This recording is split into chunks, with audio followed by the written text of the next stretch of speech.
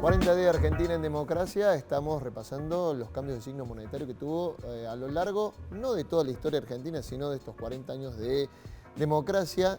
Y venimos hablando del Plan Austral, lo que eso implica en la política argentina, en la economía, las demandas y la salida del gobierno de Alfonsín, la entrada de Carlos Menem, pero todavía un signo monetario que se mantiene y una inflación que se arrastra muy grande en los primeros años de la presidencia de Carlos Menem. Creo que también está olvidado eso, ¿no? Querría decir una cosita en honor, digamos, de reconocimiento a Alfonsín, que está tan denostado, pero yo creo que por un problema de honestidad intelectual hay que reconocer, ¿no es cierto?, que en el año 86, por el Plan Austral, fue el salario real más alto que tuvimos en Argentina.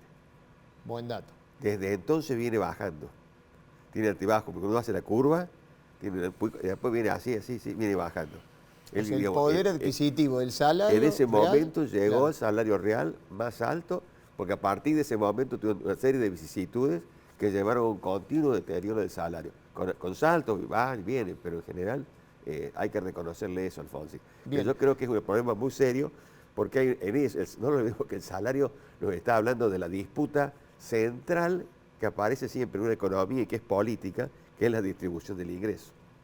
Bien, hacemos un salto grande de un par de años y nos vamos al 1 de enero de 1992, donde se vuelve a ver un cambio de signo monetario y se reglamenta algo que se había anunciado ya en el año anterior, en 1991. Menem y Cavallo anuncian el programa de estabilización y el régimen de convertibilidad. Lo vemos. Llegado 1991, el plan económico de Menem sigue sin encontrar el rumbo. En el mes de marzo, el presidente saca de su puesto de canciller a Domingo Felipe Cavallo y lo pone al frente del Ministerio de Economía. Inmediatamente, el nuevo ministro impulsa un plan basado en dos ejes centrales: la prohibición de emisión de divisas y la paridad cambiaria del peso con el dólar. El valor de nuestra moneda está, sin dudas, perfectamente asegurada y nadie tiene que temer por la evolución futura de la paridad cambiaria. El peso, que a partir del 1 de enero valdrá igual que el dólar, es una moneda destinada a perdurar con ese valor por muchos años. Me atrevo a decir, por décadas. La convertibilidad y la desregulación dan el marco general. El nuevo año vendrá con nueva moneda. El devaluado austral dará paso a un renovado peso. El austral daba paso al peso y al régimen de convertibilidad. 1992. Qué momento, ¿no? A mí me parece que, retomando un poco lo que veníamos discutiendo, digamos, la crisis de hiperinflación, que es el marco en el cual Menem asume el gobierno, no se va a resolver, digamos, hasta la llegada de Cavallo al Ministerio de Economía, y que eso lleva mucho tiempo y de alguna manera desgastó lo que podríamos llamar como la gobernabilidad de Menem en sus comienzos. Y de hecho se va a comer a varios ministros de Economía hasta la llegada de Cavallo, que no me parece un detalle menor, porque efectivamente la llegada de Cavallo, es decir, la convertibilidad que quedó muy asociada al menemismo, no fue el plan A de ese gobierno, digamos, ¿no? Fue el plan B o C, en todo caso, digamos, y que efectivamente el éxito que tuvo luego hizo que efectivamente a partir del 91-92 empezamos a ver la disputa por quién es el padre de la criatura, ¿no? Pero no me quiero ir tan después. Pero sí, efectivamente me parece que la llegada de Cavallo no solamente materializó de alguna manera el fin o lo que se intentó postergar como el fin de ese problema que era la hiperinflación, sino también una cuestión que me parece muy interesante poder destacar del plan de convertibilidad tiene que ver con que la paridad se va a fijar por ley. Y eso es una cuestión sumamente importante.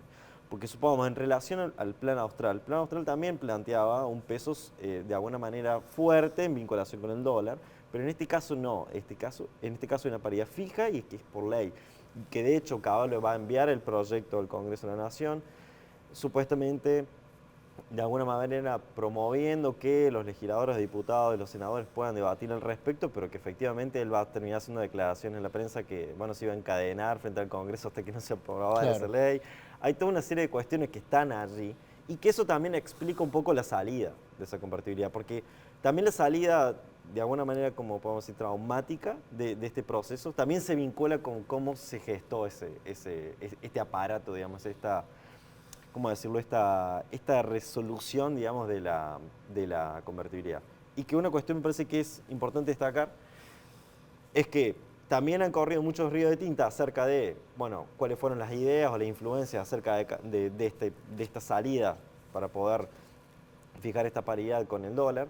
Pero una cuestión que es muy importante es que en Argentina la inflación ha sido un problema, digamos, la estabilidad de la moneda ha sido más una excepción que una constante en nuestra historia argentina, y que efectivamente episodios como establecer una conversión con la moneda fuerte ya teníamos algunos ejemplos. De hecho, la caja de conversión, de alguna manera, que se estableció a fines de la crisis de 1890 hasta 1930, hay una idea similar de poder establecer una cierta paridad, y que eso estableció cierta estabilidad de la moneda por un largo periodo de tiempo. Pero, supongamos, Herchunov y Lasch, yo estoy en una publicación, un libro múltiplemente citado, que se llama del desencanto al... ¿Cómo es que se llama? No sé si... De la esperanza, el desencanto. Exactamente. Sí, y que ellos dicen que efectivamente del 40 hasta el 70 la media de inflación argentina es de los 14 puntos, cuando a nivel internacional estaba en 5. O sea, Claro. ¿qué quiero decir? La sociedad argentina convivió, digamos, largamente con la inflación. Entonces, efectivamente lo que sucede muy específicamente en los años 80 es que hay una gran crisis. La crisis de hiperinflación fue una cuestión, digamos, que superó de alguna manera ciertos marcos, y que la convertibilidad Esa tiene ese estabilidad, diálogo. claro, y esa estabilidad de la moneda a la que no estaban acostumbrados también le da un plafón político a Claro, porque- Menem y a Cavallo Claro, parecía como impresionante, que ¿no? por, En el que por 92. arte de magia, porque Claro. a veces los que no han vivido eso, todos los días aumentaban las cosas y muchísimo. Yo puedo contar como anécdota propia, tenía un plan de ahorro, de autoahorro, y llegó un momento que todos los ingresos de mi esposa y mío no alcanzaban para pagar una cuota del autoahorro. Y tuvimos que terminar malvendiéndolo. Realmente era una situación muy, muy difícil, ¿no es cierto? Y entonces, ¿qué sucede? Sí, hasta los que menos recordamos, no sé, el plan para comprar una heladera en las casas, digamos, y las cuotas a las que se iban, digamos. Claro, y además cuando vos tenés inflación, el problema más serio es que todos los precios no aumentan al mismo ritmo. Claro. Entonces hay un cambio en los precios relativos. Entonces las decisiones que vas tomando al cambiar los precios relativos directamente son malas. Hiperinflación por que ejemplo, llegaba a qué porcentajes anuales. y vale Eduardo? como 2000%. 2000%, Claro, claro. claro. Digamos, Entonces, algo incontrolable. no Llega llega a ese la plan. hiperinflación alemana, ¿no es cierto? Que son varios millones por ciento, ¿no es cierto? Porque 4 millones de marcos eran igual a $1, ¿no es cierto? Claro. No llegaba a eso, pero digamos, había sido muy, muy, muy grande. Y entonces, digamos, lo que sucede además, primero, se piensa que se para la inflación, no. Hay todo, después del plan de convertibilidad sigue la inflación. Hay aproximadamente un 20-23% de inflación, que es la famosa inflación inercial. Y eso descoloca bastante la capacidad que tenía la Argentina de exportar. Entonces, porque cuando vos perdes la posibilidad, digamos, de que la moneda flota y tenga un valor, digamos, fijo, como bien decía acá, que era parecido, digamos, a las casas de conversión, a la idea del patrón oro. Entonces, lo que se ajustan entonces son los precios internos y las cantidades exportadas e importadas. Y entonces la Argentina queda de golpe que tenía que estar compitiendo con una economía que no tenía la productividad de Estados Unidos, Francia, Alemania o Japón, con una paridad fija del dólar, porque el valor de la moneda internacionalmente te está indicando implícitamente cuál es la productividad de un país. Claro. Entonces, cuando te ponían el peso igual al dólar, te estaban queriendo decir que la economía argentina tenía una productividad similar a la de Estados Unidos. Y entonces ahí empieza un deterioro, digamos, paulatino y permanente, ¿no es cierto?, de la economía argentina, porque justamente, como es lógico, nosotros no podíamos competir con los países del primer mundo. Bien. Y se nos inunda por esa razón. Como no podemos competir, ¿qué sucede? Lo que nosotros producíamos era muy caro y lo que venía del exterior era muy barato. Y entonces viene esa tremenda inundación, ¿no es cierto?, de productos importados que directamente liquida la industria nacional. Claro, lo que decía, también ustedes cuando decían, bueno, hay una regulación por ley de la paridad cambiaria, pero todo lo demás se desregula, ¿no? Parte de eso lo tenemos también, la producción ha seleccionado diferentes materiales audiovisuales para ver lo que eran esas consecuencias de la convertibilidad. Por ejemplo, en 1997 se sintió un primer cimbrón con la crisis del tequila, se reacomodó, pero ya en el 97 se entraban a ver las grietas de la convertibilidad. Míralo. En 1997 comienza una recesión que no da respiro a la economía. El inicio de una nueva crisis abre los ojos a la población. La moneda fuerte y la libertad de mercado tienen un costo social demasiado alto y muchos millones de argentinos empiezan a pagarlo. Mientras la sociedad argentina asiste al nacimiento de nuevos fenómenos de protesta, como los cortes de ruta y las marchas de desocupados, la oposición recrudece y sus máximos representantes comienzan a coincidir en un mismo espacio político. Y ahí también se empieza, ustedes decían recién, los argentinos no estaban acostumbrados a la estabilidad monetaria, pero tampoco estaban acostumbrados al desempleo, que es lo que se empieza a ver en ese momento, ¿no? Te digo un dato, ¿no es cierto? Generalmente se acusa a la crisis, ¿no es cierto?, del tequila como el inicio del problema, pero cuando vos ves, por ejemplo, la tasa de desocupación que toma, digamos, Menem está alrededor del 6%. Y antes de la crisis del tequila ya estaba en el 12%. Sí, se había duplicado la desocupación, fundamentalmente por la incapacidad que tenían las empresas, las pymes argentinas, de poder competir con todas las importaciones. Sí, la apertura es indiscriminada que pulverizó la industria argentina. Se había duplicó la desocupación. Una cosa que era rarísima, porque la Argentina tenía 4, 5, 6% y 6% y los rajaban las vestiduras. Y llegó al 12%, había llegado 2 dígitos, una cosa pero tremenda. Claro. Y eso después viene, ¿no es cierto?, el tequila. Sí, incluso los primeros piquetes son en y 1995. el no tener la posibilidad de devaluar llevaba a que cualquier, digamos, crisis internacional entraba aquí y repercutía de una forma espantosa. Entonces, cada una, porque por ejemplo los 90 son una década de grandes crisis internacionales.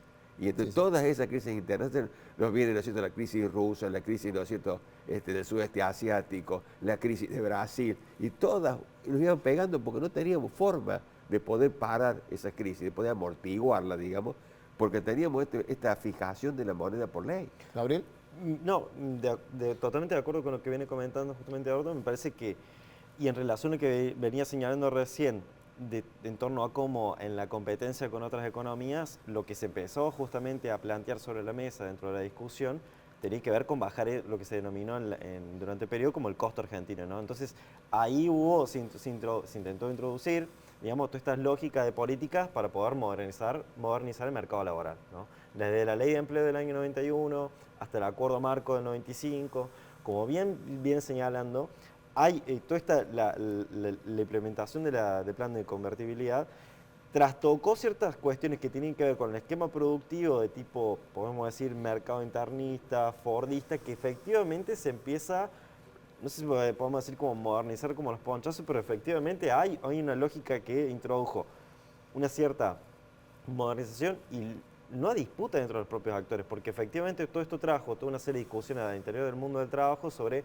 cómo enfrentar nuevos convenios colectivos de trabajo, la introducción de las nuevas tecnologías. Todo esto que viene enseñando, hay una empresa, las empresas privatizadas, la introducción de nuevas tecnologías, eso también implicó más gente desempleada. Entonces, se empieza a configurar un sistema social que efectivamente hasta el día de hoy tiene vigencia, que tiene que ver con mucha gente que empieza a estar por fuera del sistema, ¿no? Totalmente. Pueden no coincidir, pero creo que tiene un triunfo o una victoria cultural tan grande, me parece, la convertibilidad, que vamos a repasar parte de lo que era la campaña de 1999. Ya agotadas las posibilidades de Carlos Menem de ir por una nueva reelección y empieza a sonar fuerte un candidato de la oposición, Fernando de la Rúa, quien después fue presidente. La manera en que se refería a la convertibilidad, al sostenimiento de la convertibilidad, el fantasma que había en los argentinos de una posible salida. Mirá. En la campaña presidencial de 1999, la principal oposición al peronismo, agrupada en la Alianza, ataca duramente los aspectos negativos del gobierno de Menem, pero sostiene que mantendrá a rajatabla la convertibilidad. Ley de convertibilidad que es el sistema adoptado y del que Argentina no va a salir porque mantendremos la paridad peso-dólar y mantendremos la convertibilidad de modo firme, claro y persistente. La promesa, Claro. más allá de la Claro, reparación y para- social, era mantener la Y convertibilidad, para colmo, ¿no? yo tenía colegas que estaban viviendo en el exterior, que ya desde el 97, me decían, acá ya no se discute, digamos, si la convertibilidad sí o no, sino cómo se sale. Claro. Ya se veía que no daba más la convertibilidad, porque los estragos en la sociedad eran muy grandes, digamos, e inclusive, digamos, toda la legislación laboral, digamos, había quedado dejado de lado, porque ante el temor de la desocupación, la gente aceptaba la flexibilización laboral, pero como una cosa natural. Yo tengo muchos amigos que eran sindicalistas, me dicen, ¿qué voy a ponerme a discutir? Si se me pongo difícil, lo que voy a generar en mi gremio es desocupación. Quédate ahí, Gabriel, porque vamos a ir a una nueva pausa. Sé que se quedan con ganas de hablar sobre este anuncio de la campaña de 99 y ese corto periodo de gobierno de Fernando de la Rúa que estalló con la crisis de 2001. Pero vamos a una nueva pausa y ya seguimos hablando de los cambios monetarios en la Argentina.